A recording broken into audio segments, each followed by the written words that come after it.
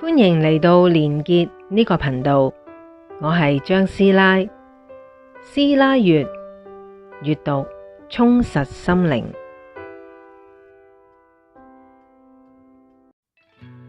我哋不斷咁輪迴轉世，究竟係為咗啲乜嘢呢？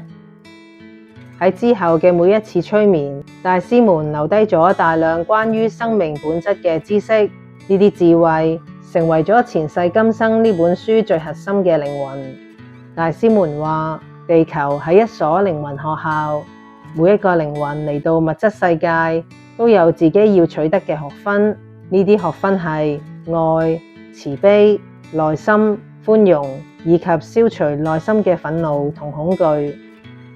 被肉身約束嘅生活非常沉重而且痛苦，但係唯有喺充滿考驗嘅環境入面，靈魂先能夠得到真正嘅磨練。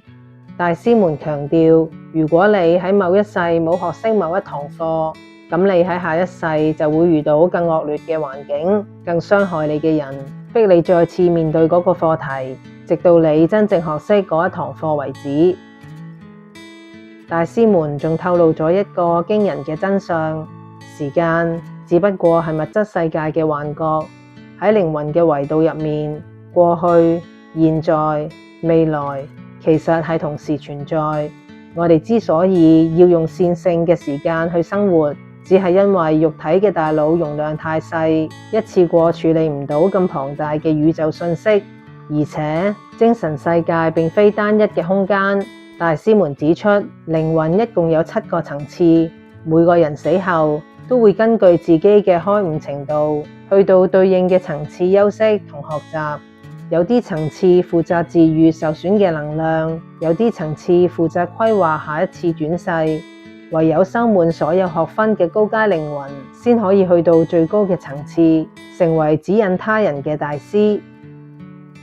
好多人會問，點解我哋投胎嘅時候要暫時遺忘一切呢？大師俾咗一個好清晰嘅答案，因為喺冇肉體嘅精神世界入面，係冇痛苦、冇障礙，唯有封存記憶，穿上肉體，靈魂先可以喺面對真實嘅逆境同誘惑嘅時候，做出最直接、最真實嘅選擇，咁樣就可以驗證自己到底係唔係真正開悟。喺海瑟琳治療嘅尾聲，大師們對魏斯博士下達咗一個關鍵任務。佢哋話，魏斯博士之所以今世擁有頂尖嘅科學背景，係被特意挑選。佢嘅任務係要用科學家嘅身份，將輪迴同靈魂嘅真相傳遞開去，消除人類對死亡嘅恐懼。